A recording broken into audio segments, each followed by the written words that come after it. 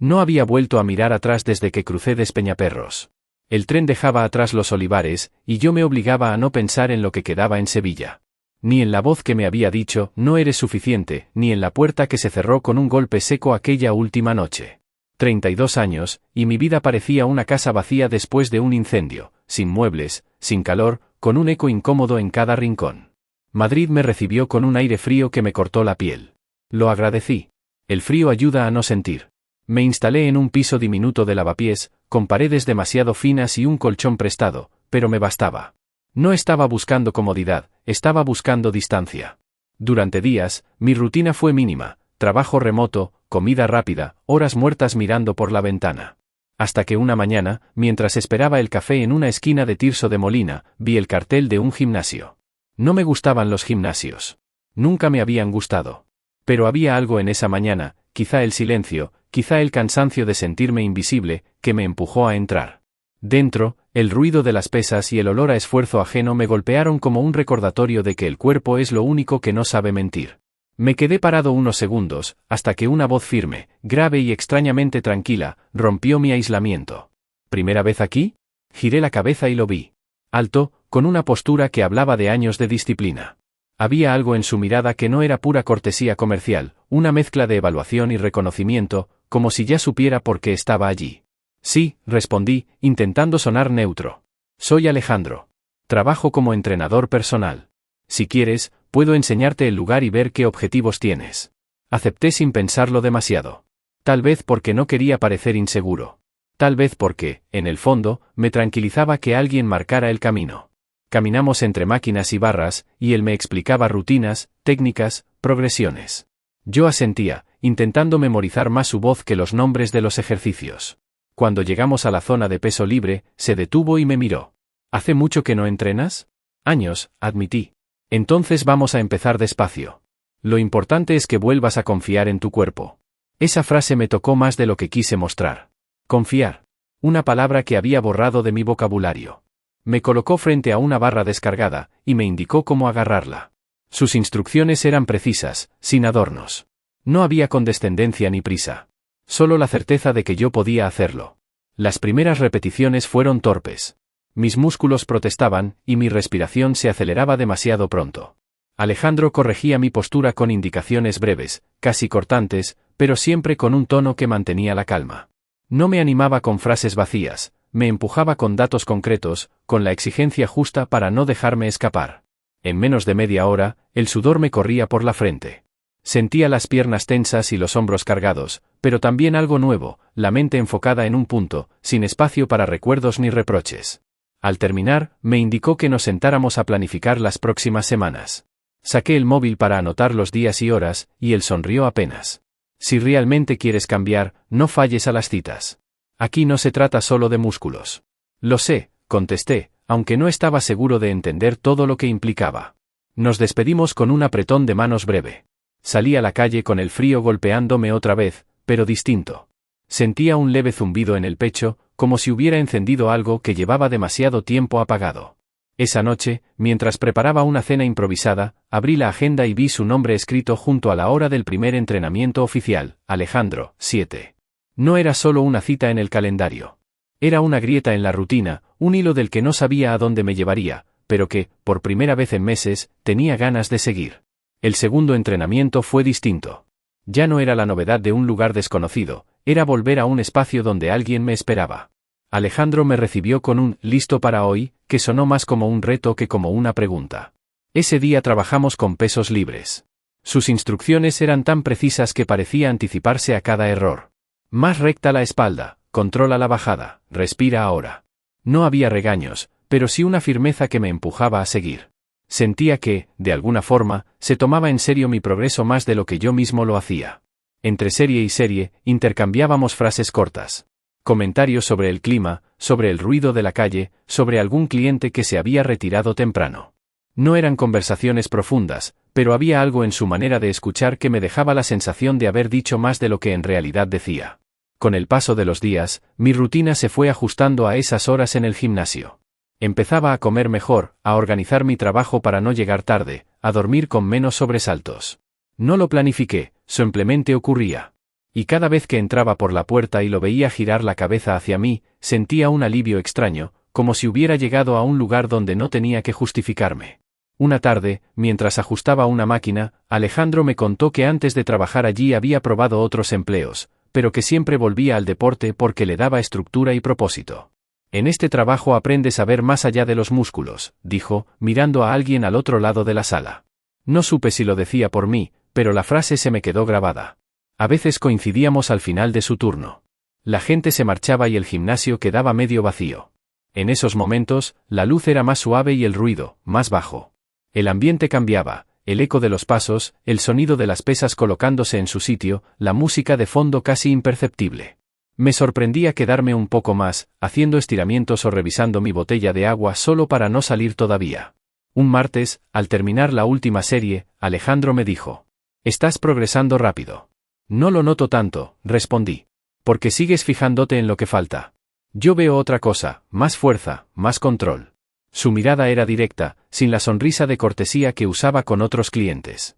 Sentí que me estaba diciendo algo más, algo que no se nombraba.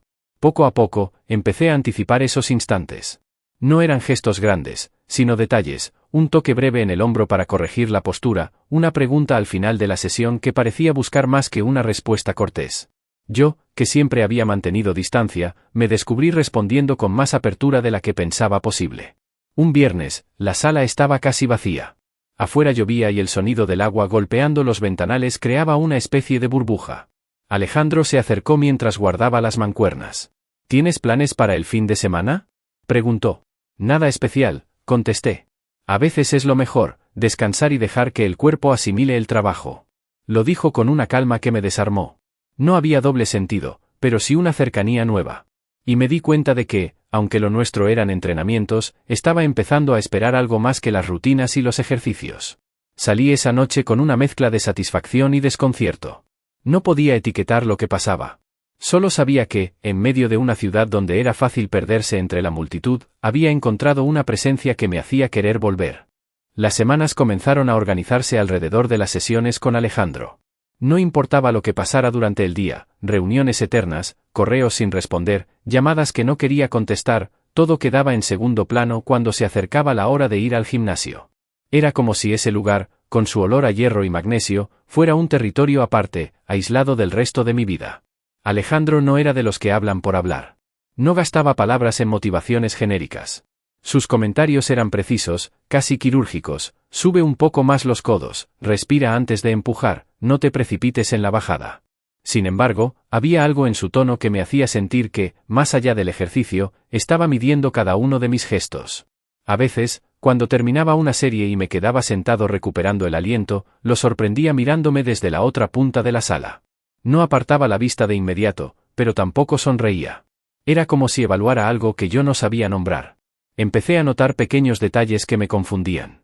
Un saludo con la mano en el hombro que duraba un segundo más de lo necesario.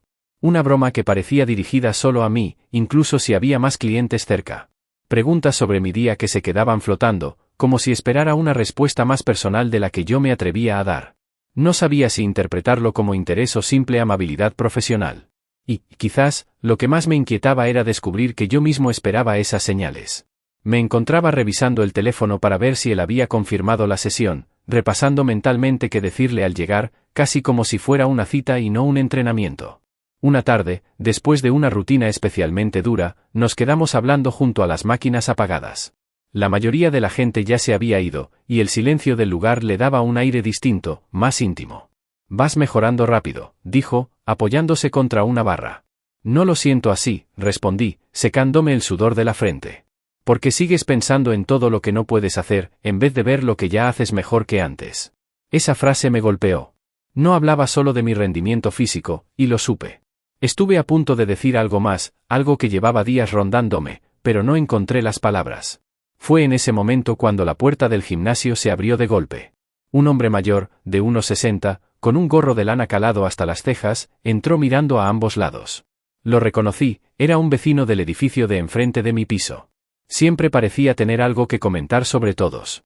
«Vaya, qué casualidad encontrarte aquí, Manel», dijo, usando esa versión acortada de mi nombre que yo nunca le había dado permiso para usar. Sus ojos se movieron de mí a Alejandro, y luego otra vez a mí. Hola, don Ramón, respondí, intentando sonar tranquilo.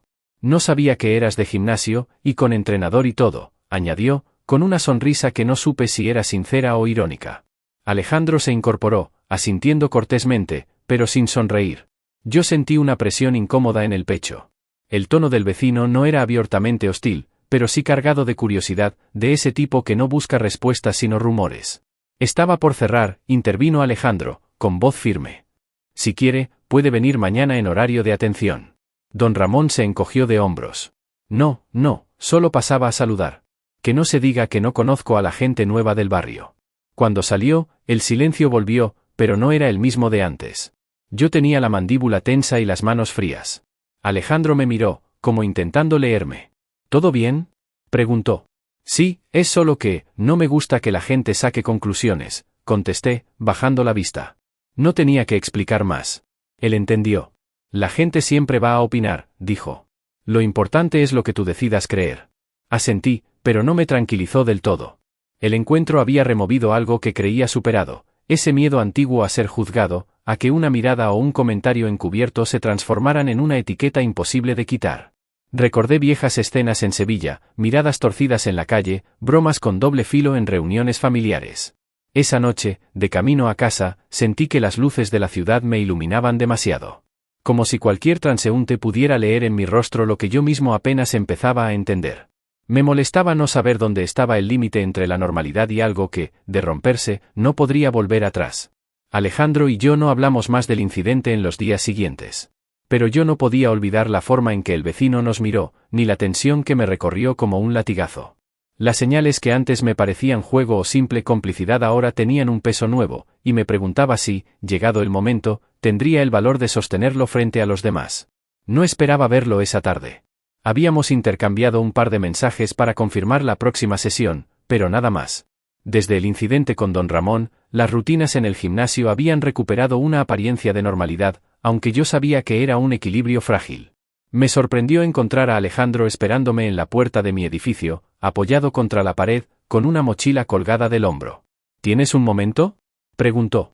Asentí, aunque la presencia inesperada me puso en alerta. Subimos a mi piso. El aire de la casa todavía guardaba el olor del café de la mañana. Cerré la puerta y lo invité a sentarse. No quería que esto quedara flotando, empezó, sin rodeos. Lo del otro día, el vecino, tu reacción. No fue nada, interrumpí, demasiado rápido. Sí lo fue, dijo, mirándome fijo. Y para serte sincero, me recordó cosas que yo también preferiría olvidar. Se inclinó hacia adelante, apoyando los codos en las rodillas. Su voz, normalmente segura, tenía un matiz diferente, como si eligiera cada palabra con cuidado. Llevo tiempo lidiando con situaciones complicadas, continuó. Familia que se alejó, amigos que dejaron de llamar, clientes que dejaron de saludar cuando se enteraron de ciertas cosas. No voy a entrar en todos los detalles ahora, pero te lo digo porque sé lo que es sentir esa presión invisible, esa sensación de que todos te están mirando aunque no lo hagan. Me quedé callado. No era difícil imaginarlo. En su tono había cicatrices que no se ven, pero se oyen. Cuando vi tu cara después de que entrara ese hombre, hizo una pausa, reconocí el gesto. Lo he visto en el espejo muchas veces. El miedo a que te definan por una sola suposición, por un comentario fuera de lugar. Yo respiré hondo. No es fácil ignorar eso. No, asintió. No lo es. Y no va a dejar de pasar solo porque uno se esconda. Hubo un silencio breve. Afuera, en la calle, se escuchaban pasos y el rumor lejano de una conversación. Te lo digo claro, Manuel, no pretendo que cambies de la noche a la mañana. Ni que empieces a ir contando tu vida. Pero sí creo que tienes que decidir si vas a vivir condicionado por la mirada ajena o no.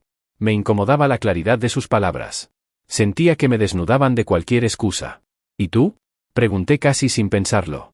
¿Cómo lo decidiste? No fue una sola decisión. Fueron muchas pequeñas, respondió.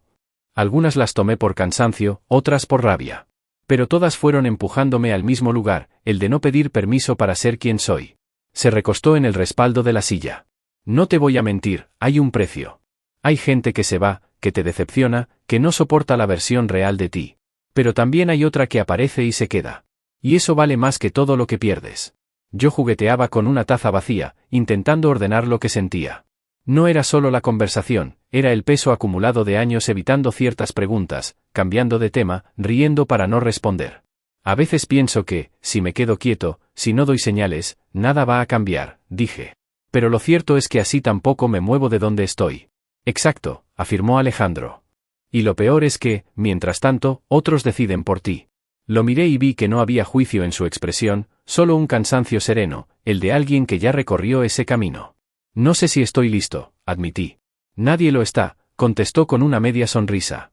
La diferencia es que algunos dan el paso igual. En ese momento, el timbre sonó. Ambos nos quedamos quietos. No esperaba a nadie. Caminé hasta la puerta y miré por la mirilla, don Ramón, otra vez. Sentí cómo se me tensaban los hombros. Alejandro me observaba desde la mesa, serio. Abrí la puerta apenas unos centímetros. Buenas, Manel, dijo el vecino. Pasaba para dejarte este folleto de la Junta de Vecinos. Me lo tendió, pero sus ojos hicieron un rápido viaje hacia el interior del piso, alcanzando a ver a Alejandro sentado. Su ceja se arqueó, apenas perceptible, pero yo lo noté.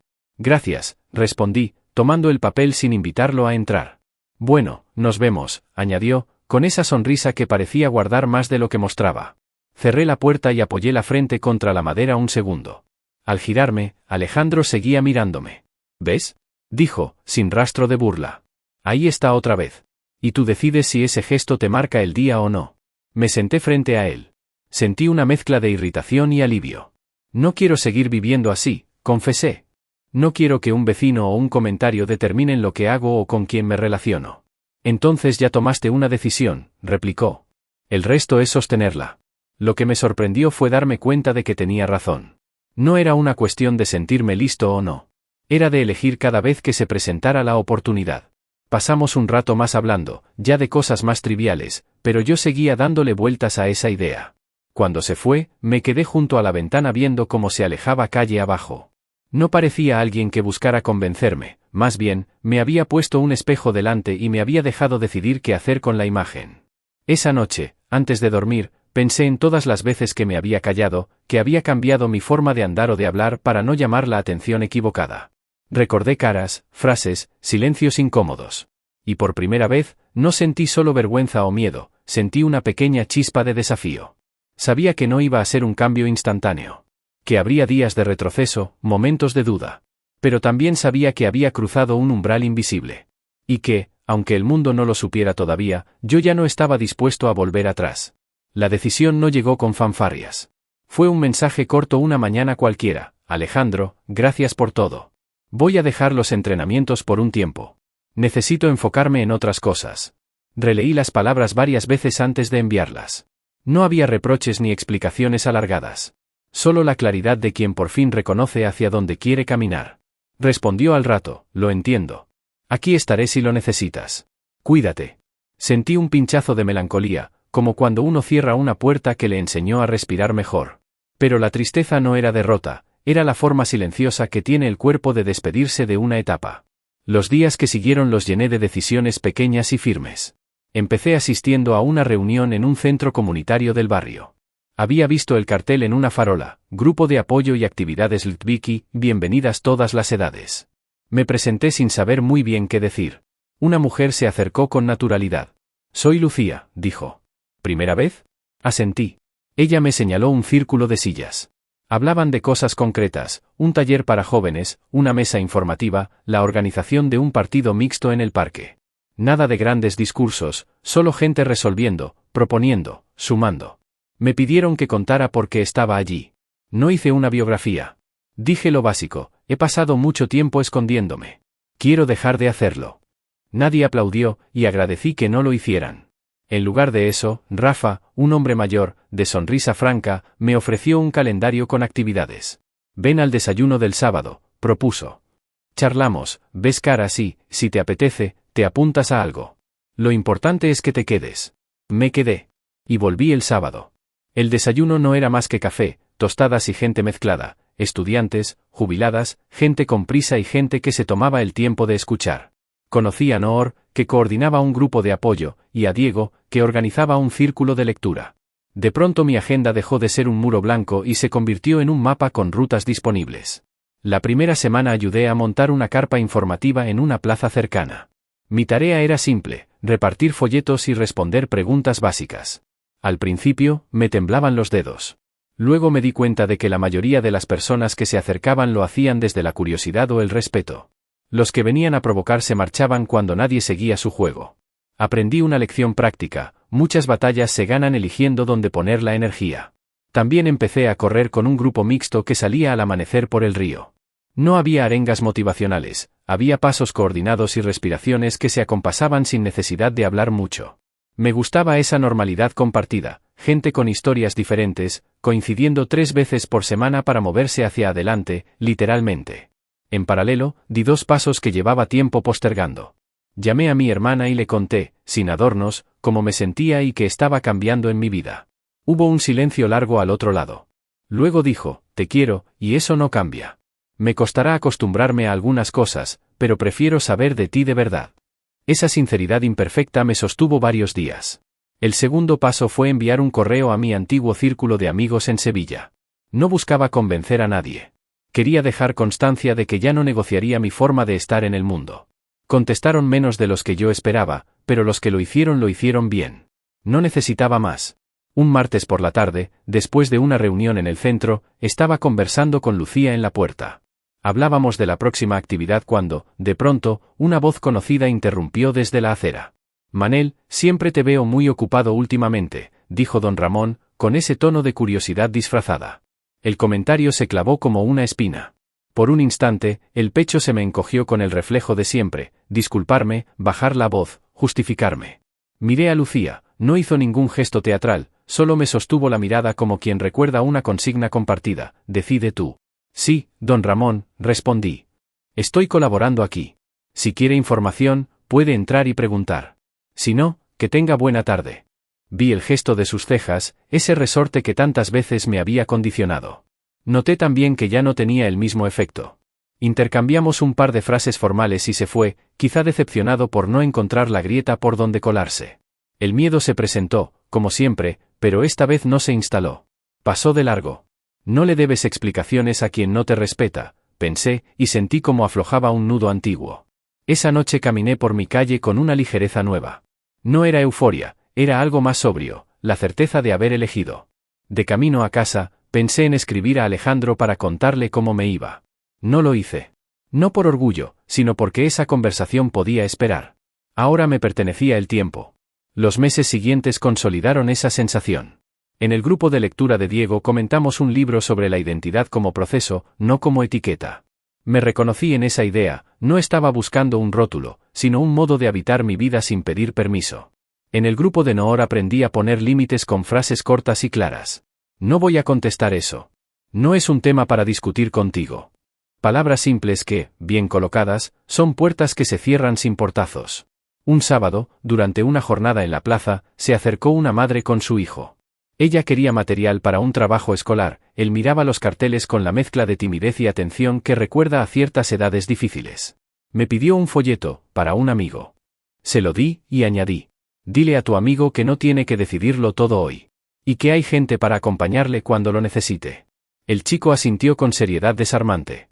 Cuando se alejaron, sentí una gratitud rara. Años atrás yo habría necesitado oír exactamente eso. A veces avanzar es ofrecer a otros el puente que a ti te faltó. No todo fue sencillo.